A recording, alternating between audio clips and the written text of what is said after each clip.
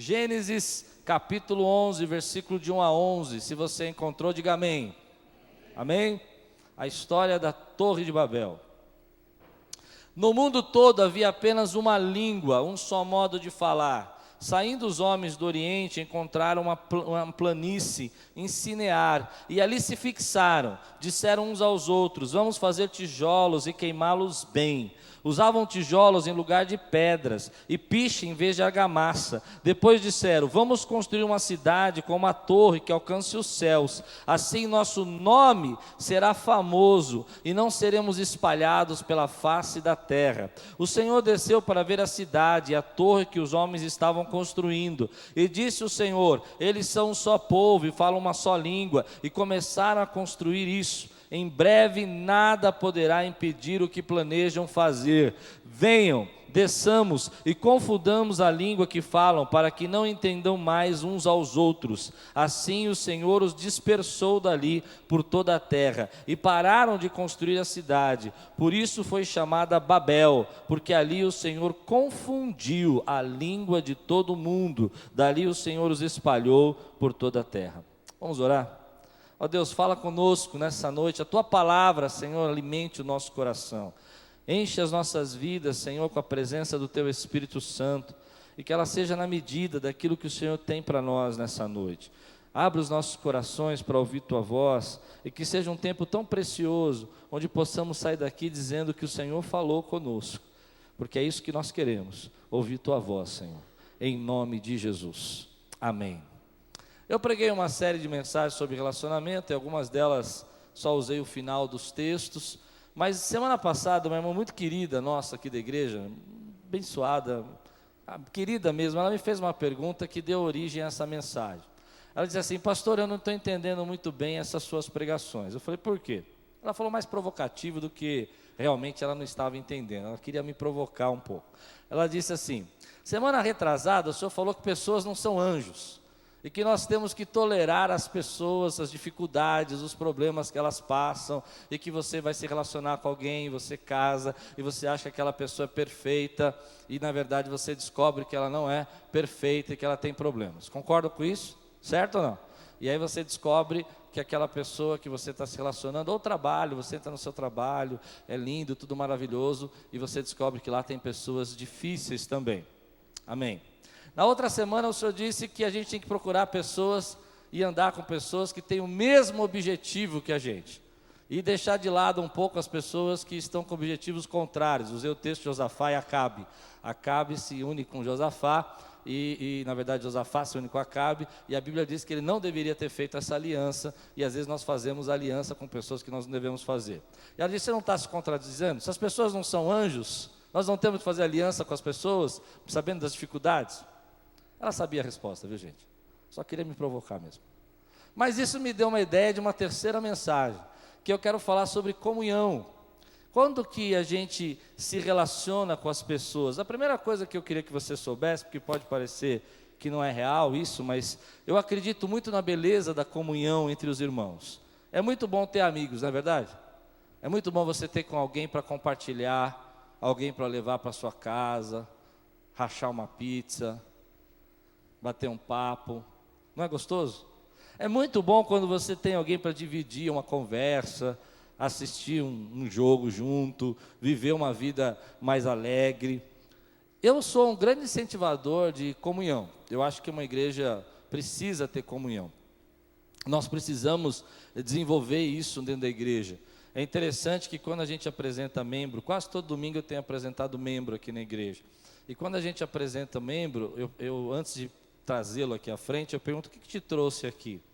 E eles nunca falam que foi a pregação, ou foi o louvor, ou foi porque a voz da Lupe é maravilhosa. Não, geralmente eles falam assim: porque eu fui muito bem recebido, eu me senti muito bem, eu me senti amado nesse lugar.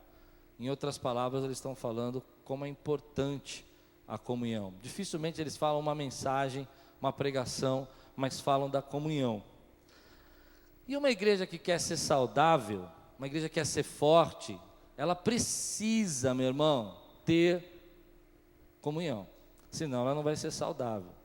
Ela precisa ter marcas onde as pessoas são valorizadas. marcas onde as pessoas se tornam importantes. E geralmente quando a gente fala da comunhão, nós falamos sobre ter tudo em comum, falamos como era o livro de Atos, falamos como as pessoas dividiam os seus bens e partilhavam. Mas hoje eu quero falar um pouco de uma coisa que você nunca ouviu talvez alguém pregar, é quando a comunhão não faz bem. Então eu falei que eu creio na comunhão, eu falei que eu gosto de comunhão, eu falei que eu incentivo a comunhão e que a igreja tem que ser saudável, e para ser saudável ela precisa de comunhão. Mas existe um momento que a comunhão não faz bem? Deixa eu perguntar aqui, você acredita no que eu vou dizer, que a maioria das pessoas que saem da igreja hoje, saem por causa de relacionamentos que machucaram a vida delas? Se nós tivéssemos uma pesquisa assim, 80% das pessoas que saem da igreja, geralmente não é por causa da teologia, não é por causa da doutrina, não é por causa da palavra, mas é por causa de alguém que machucou, alguém que confiou e feriu. Tem alguém aqui que foi ferido em alguma igreja? Levante sua mão, deixa eu conhecer aqui, põe bem alto assim, ó. De manhã tinha bem mais no culto da manhã. Mas é verdade que muitas vezes nós não entendemos essa questão de quando a comunhão deixa de ser uma comunhão espiritual, uma comunhão bíblica, e começa a ser uma comunhão destrutiva. E às vezes não só dentro da igreja, mas dentro dos nossos relacionamentos. A maioria dos casais que eu tenho conversado, que estão passando por problemas conjugais, aconteceu o problema porque desenvolveram uma amizade muito profunda com alguém que não deveria desenvolver. A maioria. Eu acho que esse ano todos os casais que nós atendemos estava relacionado a um tipo de amizade que estava destruindo a família deles. Por isso eu queria pregar sobre isso. E nesse texto que eu escolhi, todo mundo aqui tinha uma mesma característica, falava uma mesma língua.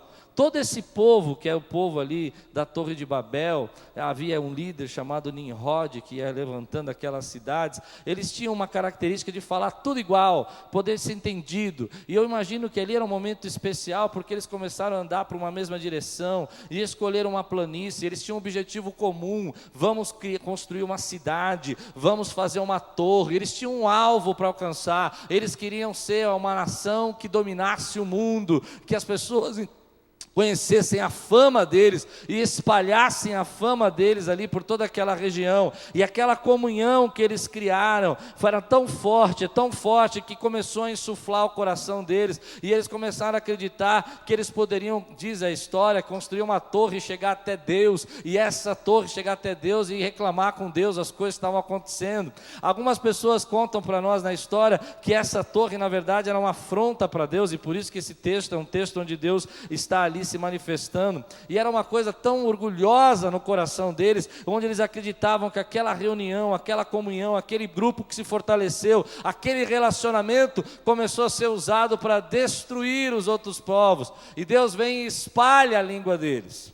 Eu quero tirar algumas lições disso para a minha vida e para a sua vida, sobre relacionamentos, quando eles não prosperam, eles não deveriam prosperar. Primeiro, eu creio nisso. Existe uma comunhão espiritual e existe uma comunhão para o mal.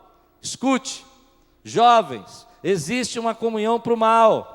E eu quero denunciar isso essa noite, porque eu quero declarar, querido, que os nossos adolescentes não serão levados para as drogas. Eu quero declarar que as nossas famílias não serão divididas, as nossas famílias não serão destruídas por relacionamentos que não vêm da parte de Deus. Eu quero profetizar que os nossos jovens não serão levados para fora dos caminhos do Senhor por relacionamentos que não deveriam desenvolver. Por isso eu estou nessa noite denunciando em nome de Jesus. Estou denunciando aquilo que Satanás muitas vezes coloca na nossa cabeça. Essa amizade é muito legal, eu preciso dessa pessoa, esse meu amigo é muito bacana, e muitas vezes Satanás está usando essas pessoas para acabar com os propósitos de Deus. Por isso nessa noite eu quero ser aquele que denuncia e declara: Satanás, você não destrói os nossos jovens, você não rouba os nossos adolescentes, você não tira da casa do Senhor aqueles que são escolhidos e comprados com sangue. Você pode dizer glória a Deus por isso, meu irmão? Quantas vezes a gente vai conversar com um jovem e diz assim: cuidado com essa amizade. Ele diz: não, mas é muito legal, são meus amigos. Seu pai está avisando, não é? Eu me lembro quando jovem, papai chegava para mim e falava assim: filho, cuidado com essa amizade aí. Eu dizia: não, pai, que é isso, esse é meu amigo, é uma comunhão muito boa. E às vezes, escute, era gente de dentro da igreja. Mas essa página você viu. Existe uma comunhão espiritual onde a pessoa te leva para Deus, te leva a adorar a Deus, te leva a buscar a presença de Deus. Existe uma comunhão espiritual onde a pessoa te faz se achegar diante de Deus. Mas existe uma comunhão que é para o mal, onde a pessoa te leva para distante, frio. Você não ora mais, você não busca mais, você não adora mais. E às vezes nós até substituímos esses amigos por Deus. Às vezes nós temos objetivos importantes, queremos alcançar, e nós não percebemos que esses objetivos que nós estamos alcançando, Deus não está nesse projeto. Quando uma comunhão não faz bem, eu aprendi a analisar isso. Nem toda comunhão me faz bem, algumas me fazem bem. Primeiro, a comunhão não faz bem quando ela é criada para atender só aos seus próprios interesses. Você tem uma comunhão com alguém, ou faz um grupo, forma uma turma, e essa turma existe para promover interesses e manipulações. A comunhão espiritual sempre vai levar a gente a chegar diante de Deus. A comunhão que não é boa vai sempre afastar a gente da presença de Deus. Ou vai afastar. Quando eu falo presença de Deus, talvez você entenda só religião, mas não é isso. Vai te afastar dos propósitos de Deus para a sua vida. Muitas vezes a gente se torna destrutivos quando nos relacionamos com pessoas que nos levam para longe da presença de Deus. E às vezes, querido, nós não percebemos isso, e quando percebemos é tarde demais. Existe, querido, pessoas que se relacionam e formam pequenos grupos para criar interesse, para manipular, para forçar as pessoas a fazer o que elas querem. E eu vou dizer, algumas igrejas são até doentes nisso. Não sei se eu devia dizer, mas quando eu não durmo à noite, pessoal, é bênção, porque eu fico com a língua soltinha assim, eu falo tudo que eu penso. Eu falei de manhã que eu não vou parar de dormir de sábado, só para pregar de domingo, assim. Mas eu acho que tem gente que está ficando doente com isso. Vocês não concordam comigo ou não? Onde há uma opressão tão grande, onde as pessoas ficam lá, para você fazer parte do meu grupo, você tem que fazer o que eu quero. Se você não fizer o que eu quero, você não faz parte do meu grupo. Eu te corto. Você não é recebido. Isso não é uma comunhão espiritual. Ou aquela comunhão onde as pessoas ficam tentando levantar pequenos deuses. Onde alguém no grupo, naquele grupo, na verdade, se torna um pequeno Deus. E todo mundo tem que seguir, obedecer e fazer. Eu não sei se você está entendendo o que eu estou pregando hoje. Aquela comunhão onde que as pessoas às vezes começam a desenvolver um líder, e aquele líder, na verdade, ele começa a roubar a glória de Deus. Sabe por que nós nos reunimos, querido? É porque o Senhor é o único que merece ser adorado. Mais ninguém deve ser adorado.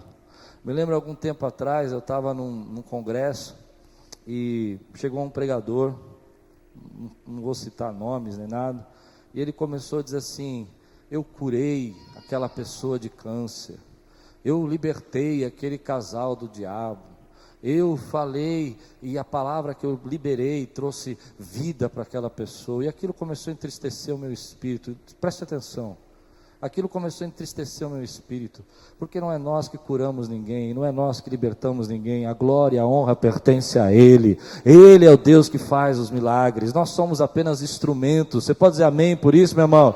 E pessoas têm buscado no homem aquilo que só Deus pode fazer, pessoas têm buscado no homem só aquilo que Cristo opera, é Ele que cura.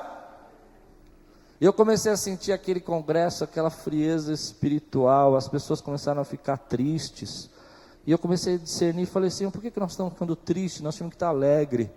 E o Senhor falou no meu coração: ninguém rouba a minha glória, sou eu que faço a obra. Sabe, meu irmão, algumas vezes esses grupos começam a acontecer, e a gente vê isso na televisão, vê isso no jornal, onde jovens são levados a fazer loucuras, porque tem um líder ali que manda, que acha que deve mandar, e as pessoas idolatram aquela pessoa. Ou outros grupos que, para serem aceitos, fazem aquilo que não gostariam de fazer, só para não ficar fora da turma. Você tem uma pessoa que habita dentro de você, que é o Espírito Santo, e Ele que merece ser honrado. O ser humano não pode fazer por você aquilo que Deus pode fazer. É muito difícil. Mas às vezes essas comunhões acontecem dentro da igreja também, acontecem dentro da família. A gente começa a substituir. A comunhão não é de Deus, querido, quando ela tem o objetivo de subjugar os outros, oprimir, fazer os outros fazerem aquilo que eles não querem fazer por obrigação, causar feridas e danos, porque as pessoas acabam oprimindo você para fazer aquilo que você não quer. Eu vou ser sincero, quando eu chego num lugar, pode ser o que for, pastores, reuniões, o que for, e a pessoa começa a me oprimir para fazer uma coisa que eu não quero, porque fala que é meu amigo, eu estou fora. Isso não é amigo. Amigo não obriga o outro a fazer o que ele não quer. Se a pessoa fala que é seu amigo e te obriga a fazer uma coisa que você não quer, ele não é teu amigo. Essa comunhão não traz edificação. Mas isso não acontece na prática. Pessoas que se reúnem com você e falam, não, você é para participar aqui com a gente, para ser nosso amigo. Estou fora. Começou com essa conversa. Não vem de Deus para mim. A igreja muitas vezes usa isso também, querido, para, de uma forma errada, controlar as pessoas. Eu acho que quando a igreja entra nisso, ela não percebe que ela está usando uma atitude luciferiana, não uma atitude cristã. A comunhão que Deus quer que nós tenhamos é uma comunhão que seja inclusiva, onde as pessoas podem participar, pessoas diferentes, gostos diferentes. Nem todo mundo gosta de rock, nem todo mundo gosta de black, nem todo mundo gosta de um jeito ou de outro, mas nós temos que ser inclusivo, onde as pessoas possam crescer, ouvir a voz do Senhor, serem abençoadas. E às vezes nós não percebemos que essas alianças, esses relacionamentos estão roubando coisas grandes de Deus para a nossa vida. Se você anda com quem murmura, você fica um murmurador. Se você anda com quem reclama, você fica um reclamão. E eu aprendi uma lição. Me lembro quando jovem, um pastor que eu congregava, reuniu os jovens numa mesa, e jovem gosta de falar, né? A gente começou a falar, e aí eu comecei a falar mal de uma pessoa, o outro jovem começou a falar mal de outro líder, o outro jovem começou a falar mal do outro líder, e aquele pastor com muita sabedoria falou assim, vamos orar? E aí todo mundo ficou em silêncio, no meio do papo assim, ele não falou nada. Eu falei, vamos orar. Serviu lá a comida que nós vamos comer, vamos orar pelo alimento. Então vamos parou. Ele disse, Senhor, perdoa os nossos pecados, principalmente o da maledicência que nós estamos fazendo agora. Eu fiquei muito triste com aquele homem, viu, gente? Fiquei muito bravo com ele. Porque hoje nós só falamos mal das pessoas. E eu aprendi, querido, que quando você começa a murmurar na palavra de Deus, e você reúne aquele grupo só para murmuração, só para reclamação, e às vezes a pessoa começa a reclamar do seu marido, e você começa a escutar isso, e às vezes as pessoas começam a reclamar do seu trabalho, e você começa a escutar isso, e você forma relacionamentos que são para isso. Eu aprendi, querido, que você vai acabar desistindo, vai acabar se separando, vai acabar deixando de ver as coisas boas, porque a murmuração leva à apostasia. Muitas vezes nós formamos esses grupos, e nós não percebemos que esses grupos, Deus não tem nada a ver com isso, não está nesse negócio. Nós formamos grupos que às vezes nós queremos que as pessoas vejam como nós somos importantes, e Deus sonda o nosso coração e sabe por que nós estamos nesse grupo. Nós formamos grupo porque queremos ser aceito, e Deus sabe que muitas vezes fazemos coisas que não agradam a Ele para ser aceito. Formamos grupos muitas vezes porque nós queremos que as pessoas percebam a nossa importância, e às vezes a gente não percebe que estamos tirando a glória de Deus. E uma coisa que eu aprendi nos nossos relacionamentos é que todo relacionamento consome um pouco da sua energia. Todo relacionamento vai consumir a sua energia. Então deixa eu dizer mais ou menos o que acontece. Você tem um amigo ou uma amiga onde você conta tudo o que aconteceu para ela ou para ele durante o seu dia. Deu para ouvir? Deu para entender? E tudo que você vive, você está falando para ela, ao invés de falar para a pessoa que você casou. Quando você chegar em casa, você não tem energia nenhuma para contar mais a história. E aquilo que você devia ter falado para ele ou para ela, você falou para uma terceira pessoa que não tem nada a ver com a história, que vai roubar toda a tua energia para você se relacionar com a pessoa que você ama. Às vezes temos relacionamentos que são bons e começam a ser destrutivos. Alguns anos atrás, antes do meu pai morrer, ele era um grande conselheiro assim para mim. E tudo que eu ia tomar de decisão na minha vida, tomar decisão na igreja, eu ia lá e perguntava para o meu pai: e aí, pai, o que você acha disso? Meu pai falava assim: não, filho, acho que não é a hora. Ô pai, vai falar, filho, faz. Muitos conselhos dos meus pais, meu pai era bom, eram conselhos que davam certo. Mas um dia o Espírito Santo me parou e falou assim no meu coração: por que você pergunta para o seu pai ao invés de perguntar para mim? E eu aprendi uma lição, que às vezes nós colocamos pessoas sobre nós e perguntamos para essas pessoas, e os nossos pais são muito importantes mesmo. Meus pais tinham conselhos maravilhosos, mas ele não sabia de tudo. Tinha coisa que tinha que ser Deus que tinha que falar no meu coração. E ao invés de eu deixar Deus falar comigo, eu mesmo tomava as decisões e pedia para o meu pai só responder o que eu queria. Não coloque ninguém entre você e Deus. Deus tem que estar ali, direcionando a tua vida. Relacionamentos bons te levam para perto de Deus. Ninguém pode administrar os nossos relacionamentos. Ninguém pode chegar para você e dizer: corta esse relacionamento ou não. Mas é muito fácil você confundir um relacionamento que não é espiritual com um relacionamento que é espiritual. Esse texto fala de uma coisa que eu acho que acontece muito em relacionamentos. Pessoas que têm muitas confusões nos relacionamentos vivem o que esse texto fala. O texto diz o seguinte: união, confusão e dispersão. Eles tinham uma união gigante, não é? Falavam todos a mesma língua. Entraram numa confusão. E aí foram dispersos.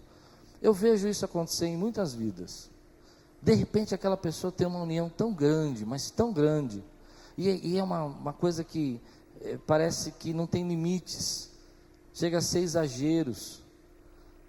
Não tem parada.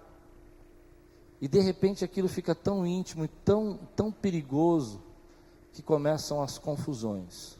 E você olha, por que aquela pessoa está chateada? Por que aquela pessoa está magoada? Por que ela não está andando mais com aquele amigo? Porque ela colocou para dentro da vida dela e abriu espaços que não deveriam ter sido abertos, e aquilo gerou uma grande confusão na vida dela. Se você não acredita, eu vou provar para você. Dizem as estatísticas que 80% das traições em casamento acontecem com pessoas que são os amigos mais próximos dela ou dele. Ou seja, a sua amiga mais próxima, que você conta tudo para ela e fala tudo para ela, e tem uma unidade terrível com ela, pode ser que ela olhe um dia para você e diga assim: por que eu não tenho um marido como esse? Isso é uma estatística. Por quê? Porque você começou a contar coisas que você não devia contar. União é uma bênção, mas quando você coloca essa pessoa para dentro da tua vida de uma maneira tão profunda, e depende disso, e você começa a dizer: olha, eu sou dependente dessa amizade, geralmente ela vai gerar confusão, e ela vai gerar dispersão. Eu fico pensando às vezes se não tem nenhum relacionamento que está afastando você dos propósitos de Deus para a sua vida. Se não tem nenhum relacionamento que está tirando você do destino que Deus tratou para você. Quando Deus me chamou para ser pastor, eu era da turma da pesada. Fazia as coisas assim na igreja. Sempre fui crente, nasci na igreja. Acho que quando eu nasci, minha mãe já me levou para o culto, já fui de mão levantada assim, adorando bebezinho. As memórias que eu tenho é de 3, 4 anos eu correndo dentro da igreja. Mas quando o Senhor me chamou, Ele falou assim: você quer viver a minha presença? Você quer viver a minha glória? Afasta-se desses amigos. Enquanto eu não me afastei de algumas pessoas, eu não consegui ter a mudança que eu precisava ter. E vou dizer uma coisa para você, meu irmão, foi difícil, porque quando eu comecei a me afastar, eu fiquei sozinho. Quando eu comecei a me afastar, eu comecei a sentir falta. E eles falavam para mim, agora o Klaus virou crentão, santarrão, o Klaus agora tá maluco, virou aqueles crentes que ora. Disseram para a Lupe, nossa, você está andando com o Klaus, a gente era namorado. E eles falaram, você não anda com ele não, ele ficou maluco agora, você quer orar. Há relacionamentos que te formam, mas há relacionamentos que te deformam. A comunhão é boa, mas ela precisa ser espiritual.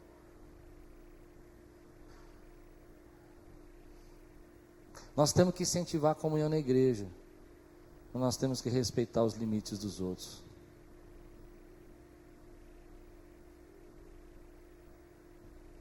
Muita gente está machucada hoje dentro da igreja, porque nós estamos falando coisas que não deveríamos falar para elas.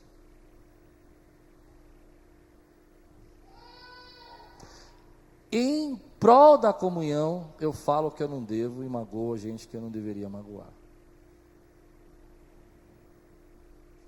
Quando você passa esses limites, você vai viver confusão e dispersão.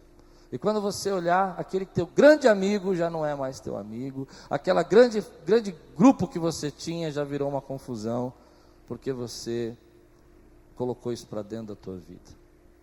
As pessoas que você anda, isso é muito sério que eu vou dizer, pode parecer até que eu sou uma pessoa sectária, mas eu não sou. As pessoas que eu ando vão aumentar minha fé ou vão diminuir minha fé? Vão fazer eu crer mais, vão fazer eu crer menos? Vão fazer eu aceitar as mudanças que eu preciso ou vão fazer eu rejeitar essas mudanças? E sabe, às vezes a melhor pessoa para dizer isso para você, sabe quem é? Tua esposa. Podia ouvir um falar Deus hoje, né, mulheres? Vocês hoje estão caladas, né? Mas quantas vezes a Lupe chegou para mim e falou assim, entendeu, né? Olha esse relacionamento aí, olha essa amizade aí. Isso aí vai acabar. Não é assim? Não, mulher, deixa comigo. Não sou tão influenciado, achar que eu sou bobo, eu estou olhando. Não é assim? Hein, Marrom? Deixa com... Estou falando, não se mete, meu amigo. E às vezes ela está te avisando. Está te avisando. Uma das grandes desgraças dos casamentos hoje é o tal do WhatsApp. Concorda ou não? Quantos concordam com o que eu estou dizendo aqui? Pessoal, vocês estão aqui, eu estou no ônibus lá. Não? Digam amém. E o WhatsApp você está falando com quem?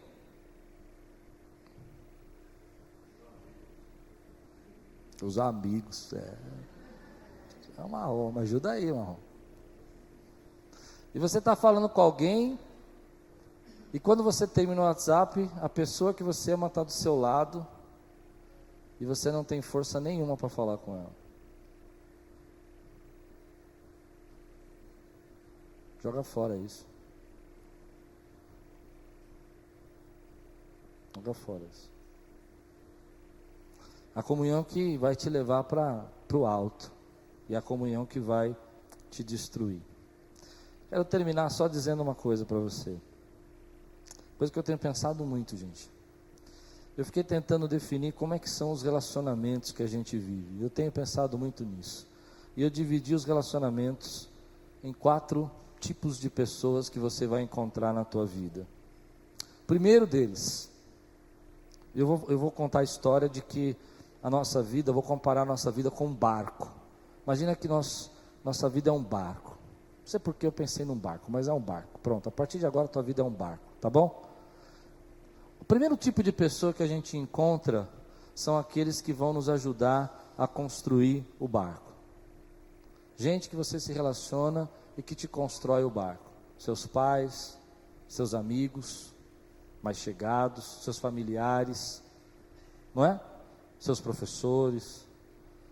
Esse tipo de pessoa que constrói o barco, por exemplo, na igreja, é aqueles que estão aqui na Quírios há tanto tempo, estão criando esse ministério, falando de Jesus, pagando o preço aqui das nossas reformas, ajudando a gente a falar com os casais, gente que constrói o barco.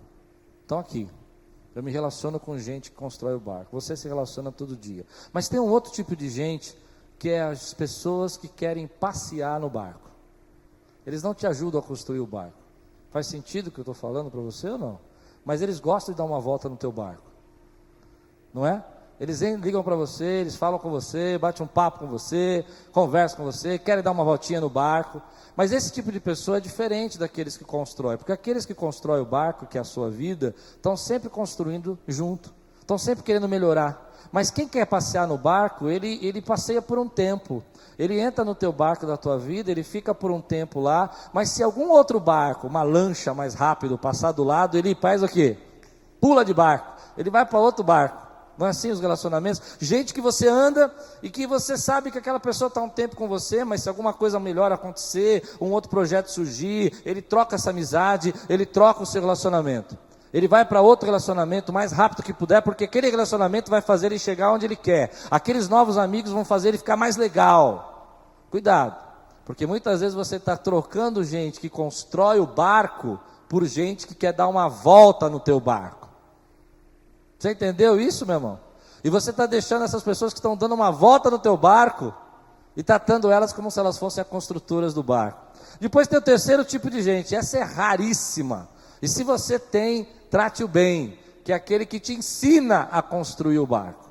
Esses são um ou dois que você vai encontrar na tua vida, não é? Gente que vai chegar para você, vai falar assim, ó, desse jeito, não faz assim, aprenda isso. Eu me lembro, quando eu penso em gente que me ensinou a construir o barco da minha vida, eu acho que eu lembro de 2, 3 pessoas, ao todo da minha vida inteira. Mas essas pessoas deveriam ser colocadas em altíssimo grau, deveriam ser ouvidas, porque elas estão dispostas a ensinar você a construir o seu barco. E geralmente a gente não as procura e começa a dar muita cabeçada na nossa vida, ou a gente tenta, despreza essas pessoas que nos ensinam a construir o barco. E tem a quarta pessoa, e essa é a mais difícil da gente se relacionar, as pessoas que não querem que você tenha um barco. E se você tem um barco, eu tomo o barco. E se o barco é teu, é melhor que o meu, eu quebro o barco. E se eu gosto do teu barco, eu furo o barco. E se o barco está chamando mais atenção que o meu barco, eu acabo com ele. Sabe o que eu acho complicado? É que quando nós nos relacionamos, nós misturamos tudo. E às vezes queremos tratar as pessoas igual. Graças a Deus, um ônibus chegou, né? Um chegou? Oh, glória a Deus. Só um. Os outros 2 estão lá ainda. Quando eu misturo tudo isso, eu coloco a pessoa que não quer que eu tenha barco, como se fosse a minha melhor amiga. O que vai acontecer na minha vida? Dor. Quando eu pego gente que só quer dar uma volta no meu barco, e desprezo aqueles que estão construindo o barco comigo. Dor. Vou tentar traduzir isso para você. Tua esposa é alguém que está construindo o barco com você. Não?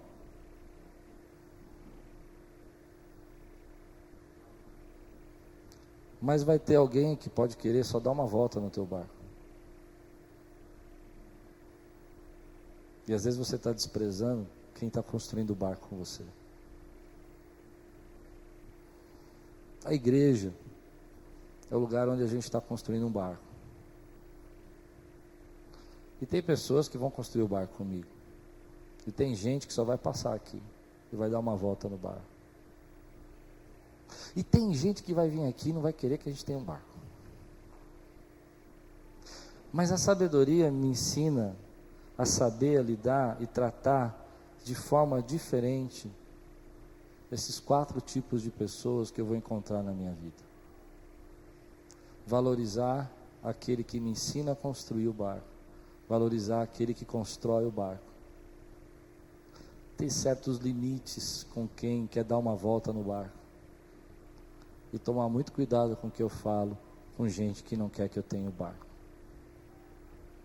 Para mim essa é a sabedoria. Geralmente, Muitas vezes, né, Lupe, eu falava isso para você no carro, e a gente às vezes entrava em umas conversas assim, mais preocupantes, e eu falava assim: tome cuidado, você está tratando essa pessoa como se ela quisesse construir o barco, mas ela só está dando uma volta no teu barco, e amanhã ela vai embora. E aí você se doou, se entregou e saiu ferido. Mas se você conhece pessoas que estão construindo o barco com você, liga para ela, abençoa a vida dela, agradeça. Eu agradeço porque tem muita gente aqui, ó, aqui nesse grupo aqui, ó, que constrói esse barco aqui. Gente de 10 anos, 5 anos, 7 anos, de 2 meses, de 1 mês, de 15 dias, mas que veio para construir esse barco aqui. Deus abençoe vocês.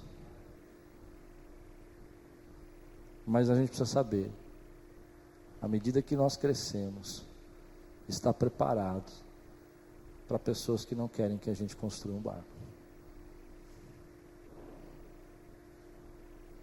E quando você discerne isso, você é menos ferido.